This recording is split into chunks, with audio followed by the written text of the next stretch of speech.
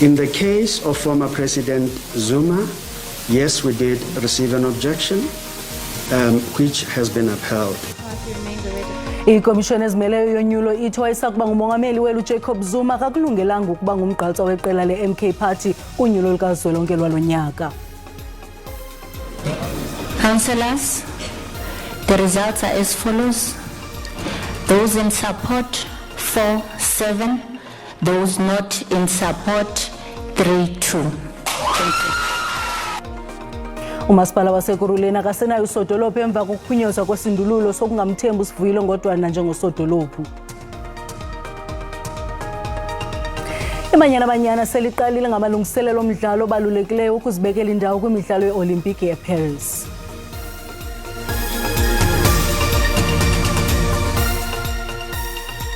Molweni makhaya nanguvimba wangokuhlwanje.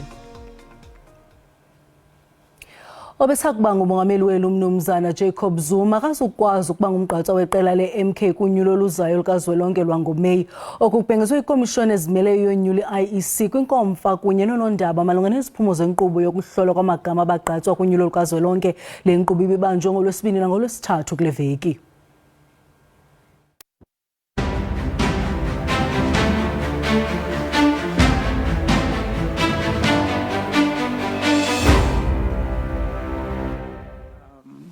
Ikomishoni ezimeleyo yonyulo ithi ziziphakamiso ezingama-31 ezisuka kuluntu zokuba abagqatswa abathile mabangaqukwa kuluhlu labagqatswa bamaqela ezopolitiko abaza kungenela unyulo lukazwelonke. Kwezi ziphakamiso kuphakanyiswe amagama 8, ukanti amagama 7 kufanele angaqukwa akhatyiwe yi-IEC. Kwashiyeka igama lalowo wayesakuba ngumongameli welu Mnumzana Jacob Zuma. Usihlalo we-IEC Mnumzana Mosuthu Muyepya uthi bavumelene ngamxhelo omnye abakomishinala be-IEC kwisigqibo sokuba ubesakuba ngumongameli welu Mnumzana Jacob Zuma angavunyelwa ukuba afakwe kuluhlu labagqatswa abaza kungenela unyulo. In the case of former President Zuma, yes, we did receive an objection, which has been upheld. The party that nominated him has been informed, and so the objectors are being informed. We will, as the Commission, be dealing with issues concerning the ballots very shortly, and we will deal with those questions very fully. Today, we would like to focus on the process of candidate nomination and the issues connected thereto. I have indicated that the effect of the objections brought against the former president we've dealt with, and you have that answer. Mnumzana Jacob Zuma nguye kuphela kuluhlu labagqatswa beqela le-MK abangavunyelwanga ikomishoni ezimeleyo yonyulo ukuba baqukwe kuluhlu labagqatswa abakulungeleyo ukungenela unyulo. uZuma unikwe de ibe ngumhla wesibini ngo-April ukuba afake isibheno ngakwesi sigqibo kwinkundla yezonyulo, ze inkundla yezonyulo inikwe ithuba lokuqwalasela esi sigqibo de ibe ngumhla we-9 ngo-April. Ukanti umhla we-10 kule nyanga izayo ka-April ngumhla oqingqiweyo wokufakwa koluhlu lokugqibela labagqatswa. Imibutho ehlukeneyo yezopolitiko ingqinisisile kwakhona ukuzimisela kwayo kwinkululeko kumsitho wokukhumbula ongasekhoyo Ahmed Kathrada, nalapho la maqela enze isibhambathiso sonyulo elingenamkhethe namikhwiniba kuvoto lange-29 kaMeyi. Kwisikhumbuzo sesixhenxe sokubhiyozela iqhawe lezopolitiko elabeka inqawe uAhmed Kathrada, amaqela ezopolitiko amenyelwe eWestpark Cemetery eRhawutini namhlanje ukwenjenjalo egxininisa isifungo sawo sonyulo elingenamkhethe namakhwiniba. I-ANC ihloniphile ingqina ingqiyamo yomzabalazo weli xesha kusayiwa kuvoto. As we celebrate the 30th year of anniversary of the advent of this democracy in South Africa, let us not forget the sacrifices of our forebearers like Uncle Kathy, who paved the way for our freedom. Kubaluleke kangakanani na ukugcina isidima kwinkqubo yonyulo? Ihlomle i-Action SA ngelithi kungundoqo wenkululeko yoluntu. Free and fair elections are not merely a ritual, they are the lifeblood of our democracy. Kananjalo iqela iBuild One South Africa likhankanye imiba yentsebenziswano. We're at a time where inevitably in the provinces nationally, we have to look at how do we work together, how do we collaborate, how do we work in coalitions. iDA iphefumle ngeliqaqambisa isidingo sokwakha nangakumbi imo yenhlalo engenamkhethe nekhuthaza ukulingana. In honoring Ahmed Kathrada, let us not merely pay lip service to his memory, but let us be inspired by the example to redouble our efforts towards building a more just, equitable and inclusive society. IFP ingqale kubalulekeni kokuthatyathwa koxanduva. In order to achieve this goal of free and fair elections, we must remain vigilant and proactive. Ukanti iRise Mzansi ithembise ngokuzijula kwayo ijacu ekunikezeleni ngeenkcukacha ezichanekileyo.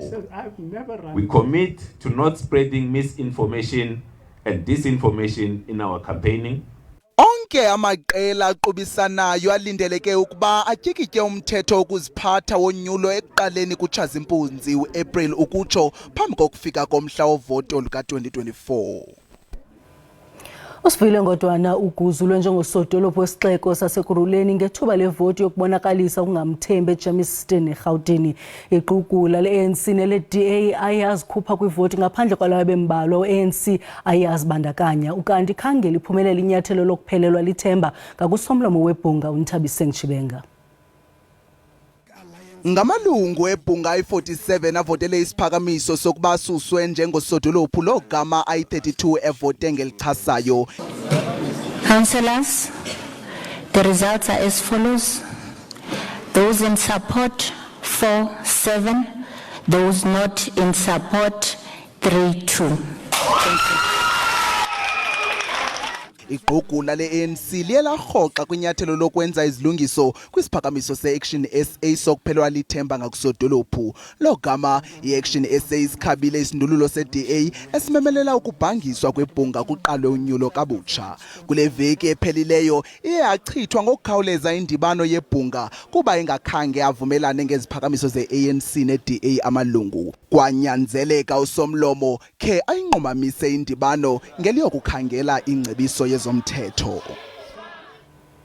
Usekela Mongameli uMnumzana Paul Mashatile uqinisekise iParliamente ukuba uzifumene izikhalazo zorhwaphilizo ngakuye esithi uzakuphendula kule veki zayo kwikomiti ngokuziphatha kwamalungu. Ebephendula kumbuzo wombhexeshi we-DA eParliamente uSiviwe Gwarube nakubeni usomlomo obambeleyo uMnumzana Letshisa Tsinodi egwebe ngelithi ngumbuzo omtsha lo kwaye uphumile emgcini. Uvele eParliamente okokugqibela phambi konyulo likazwelonke uye waxinwa ngemibuzo ngezityholo ajongene nazo zorhwaphilizo emva kokutyholwa yi-DA ngokuba nemizi kanobutsho eKapa naseRhawutini ehlawulelwa ngumkhwenyana wakhe. There are allegations that have been leveled against him. All I'm asking him is to take the country into his confidence and provide some insight into that. I have received questions from the Ethics Committee after she complained to Parliament, and I will be responding to those questions, which is basically the issues that she's raising. So perhaps Honorable Kwahube can wait for that moment. Umashatile uphinde wabuzwa ngezenzo zakhe zokuqinisekisa kuba abaphathiswa bayiphendula imibuzo yamalungu aseParliamente. We are working on the basis that we should answer all questions before Cabinet convenes its final meeting for end of this term. Usekela Mongameli uphinde wanika ingxelo ngesikhundla sakhe sobungqonyela bekomiti elwa isifo sikagawulayo. By 2030, we do hope that ultimately we can end AIDS as a public health threat. Iindaba ze-SABC, Dingubulelani, Philip, eParliamente. Kwalapha ezindabeni bashiyeke bedinga abahlali basezilalini eMpuma Koloni emva kokupheliswa kwenkqubo yokurholiswa kumaziko esasa kodwa masiqale evenkileni. Kuletha liphambili ngobusuku. Obesakuba ngumongameli wenu umnumzana Jacob Zuma akazukwazi ukuba ngumgqatsa weqela le-MK kunyulo luzayo lukazwelonke lwangoMeyi.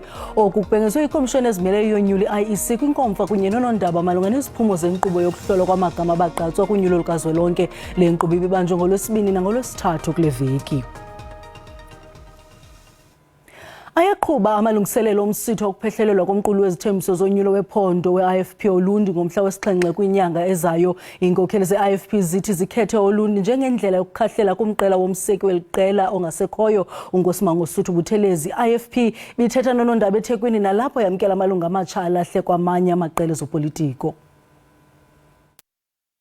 I-IFP ithi zonke izinhlelo zokwethula umhlahlandlela wayo wezethembiso zokhetho ngoMbasa zimi ngomumo. Leli qembu liphinde lamukela amalungu amasha avela emaqenjini ahlukene ezepolitiki. Phakathi kwabo kukhona owayeyiphini likasihlalo we-NFP KwaZulu-Natal, umnumzana u-Erickson Zungu. I-IFP ithi izodalula izinhlelo eziphelele nezisombululo okuhloswe ngazo ukuvuselela iKwaZulu-Natal ngesikhathi yethula umqulu wayo wesifundazwe. Siyazi inkinga enkulu la esifundazweni abantu abasha abasebenzi. Njengoba sabona kuze kuxoyiza ngisho nodokotela, othisha bahleze emakhaya, onesi bahleze emakhaya. I-IFP iphinde yagcizelela ikhwelo layo lokuthi kube nokuthula nozinzo esifundazweni njengoba kuyiwa okhethweni lukazwelonke ngoNhlaba. Ngingunonhlakane Phamagwaza ezindabeni ze-SABC eThekwini. Imanyano zabasebenzi bakwarhulumente eziphansi kweCOSATU neSAFTU ziyawukhaba uchatha we-4.7% obhengezwe ngumphathiswa wenkonzo yoluntu nolawulo unkosikazi Noxolo Kivit. Kulindeleke ukuba lo chatha aqala ngomhla wokuqala kuApril. Ukutyikitya kwasesivumelwano imanyano zeSAFTU nezinye zeCOSATU zala kwisityikitya zijola urhulumente kokusingela phantsi inkqubo yokunqanda kwisityebi sengxoxo.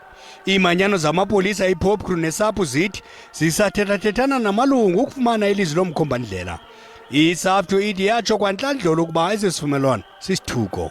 The South African Federation of Trade Unions has rejected this agreement when it was even struck in 2023 because as a multi-term agreement we argued at the time that the first leg of it was actually below inflation. Amapolisa kuludlu lwabasebenzi abangavumelekanga ugwayimbo kwaye izigogrizo zogwayimbo zingakhokelela kuphazamiseko. Public servants have been worse off since 2017 when the last agreement, which was talking to their salary increment and their pension fund, and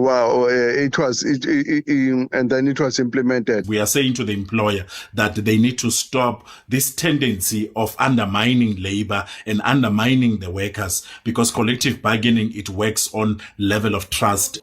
Kulindeleke ukuba umjikelo olandelayo wengxoxo kwisityebi sengxoxo i-SABC uqale ngoSeptemba kulo nyaka kwaye abasebenzi banethemba elinoyolo kulawulo olutsha emva konyulo jikelele ngoMeyi.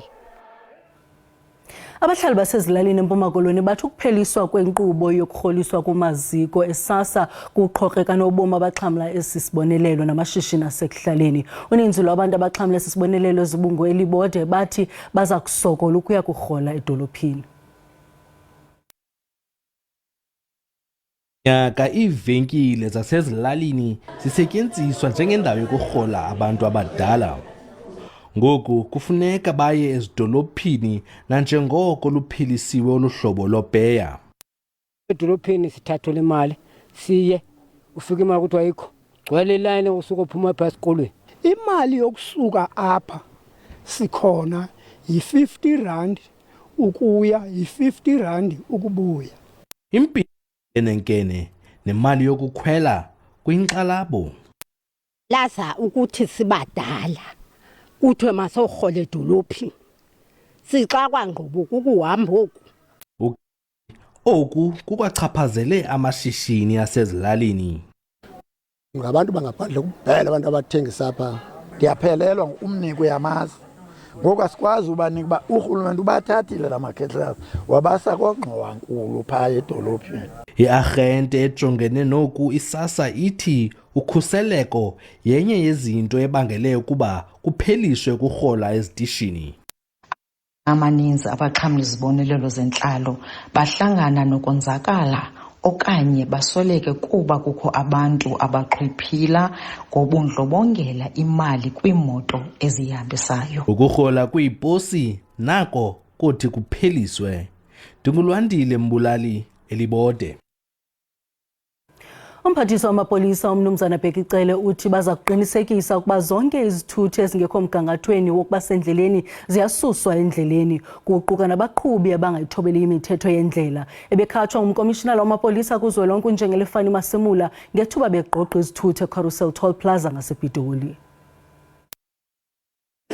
Iphathimandla zezomthetho beyiphume ngobuningi zizovimba iphinde ibheketule imoto eyibheke esifundazweni Limpopo.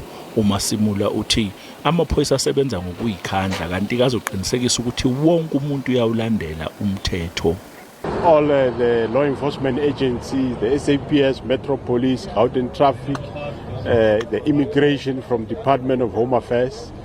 So we are quite integrated, just making sure that vehicles are roadworthy and the drivers that are behind the steering are also roadworthy. Ungqongqoshe wamaphoyisa uBhekicele uthi ke lo mkhankaso wabo wesivimbamgwaqo uthela ithele ezinhle kwazise sebekhona abakhalelwe amasongo kasigonyela. Akhona abatholakele, khona imoto entshotshiwe etholakele, khona abangaphezulu kwekhulu abatholakele abangafanele ubasezweni, okusho ukuthi akhona ama criminals nawo zonke insuku alisebenzisa ithuba, so asiwanika lelo thuba. Yize kukhona abashayeli kanye nabagibeli ke ababengeneme ngalokho kodwa iningi labasebenzisa umgwaqo liwemukele lo mkhankaso. It is an honor for us to see, the commissioner, Mr. Kele. Oh, you see my daughter is laughing, she's been laughing. Kuphinde kwenziwe ezinye ivimbamgwaqo ku Toll Plaza iDehuku ku N3 Heidelberg eGauteng. Ucele uthi ke lokhu kuzoqhubeka ke kuze kupheleke amaholide ePhasika. NginguCalvin wakwaDludla eindabeni zeSABC eGoli. Adutyulwe abulawa amadoda amahlanu kwisiganeko sokudubulana kwenginginya yabantu emizamo yethu eHout Bay kuSingasiqithi weKapa. Amapolisa aqhuba uphando kwinzame zokubamba abarhanelwa.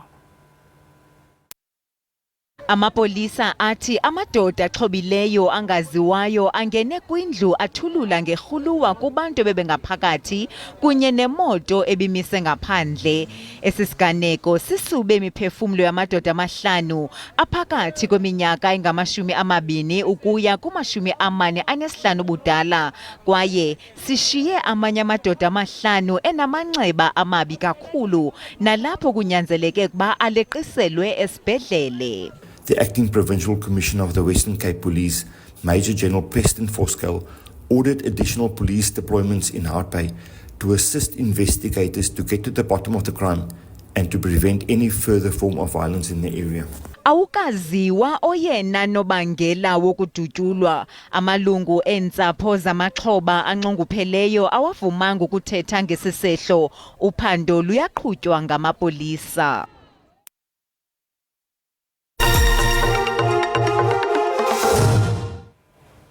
Imanyana seliqalile ngamalungiselelo omdlalo obalulekileyo ukuzibekela indawo kwimidlalo yeOlimpiki eParis kunye neSuper Falcons zaseNigeria ebutsheni benyanga ezayo.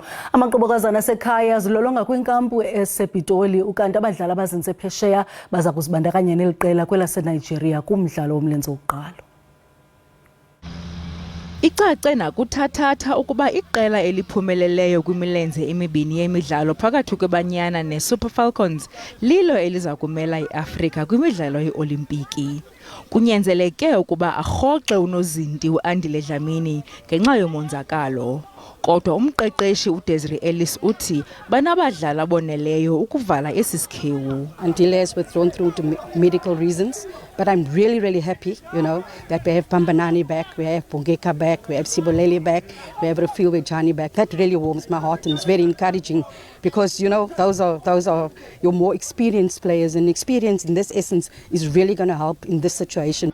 Amaqobokazana asekhaya avame ukukhawulelana nemingeni kwimeko ezahlukileyo zamazwe kodwa uEllis ukholelwa ukuba baziqulele ezo meko. We're all there to do a job, and that is to qualify for the Olympics. Having missed out in 2020, it's obviously a big box that we want to tick.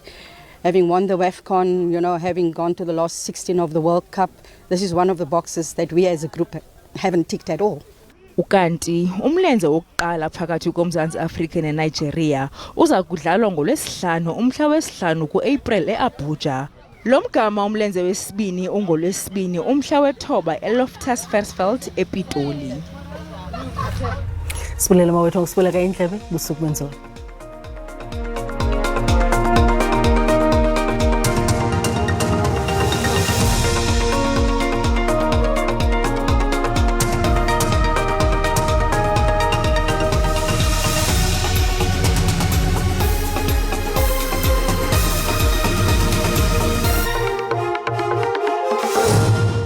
Molweni mawethu naliqikelelo lwemozulu yangokuhlwa njengokunjalo nangomso athani bamahle kakhulu amathuba emvula kwiindawo ezifana phaya kwaZulu Natal konyukela phaya eMpumalanga ukuyakudika phaa kwelaphondo laseGauteng kungenjalo zintsizane nje ezithe qa ezilindelekileyo kwezinye indawo ezifana nako Northwest kwehlela phaya kwintshona yaseFreystata eMpuma Koloni ugogotha njalo ukuyakudika kwiindawo ezikumzantsi ntshona welizwe kanti ke ngomso mbukelisa bonto balithe rhwelele ngamafu ubukhulu becala kwiindawo ezininzi zelizwe sibona ke into yoba ukhona la 30% wamathuba emvula olindelekileyo phaa koRiversdale kanti ke ugugutha njalo kuyakungena phaya eMpuma Koloni ze ibe ngu60% phaa kwezaa ndawo ezifana naKwaZulu Natal zikhona ke nesibhaxuze nkungu yabongoza into buqhube ngononophela uphaya ke neThekwini ukonyukela eMpumalanga kuyakudika phaya ePulukwane zilindelekile ke zasibhaxuze nkungu umbukeli nakwimimandla esentshona masijonge ke into yoba wona amaqondo wokutshisa aphantsi asibeka phina ndingatsho ndithi noko kufudumele kwimimandla esentshona amaqondo abetha phaya ko17 eRiversdale eGeorge eTsorweni ngokunjalo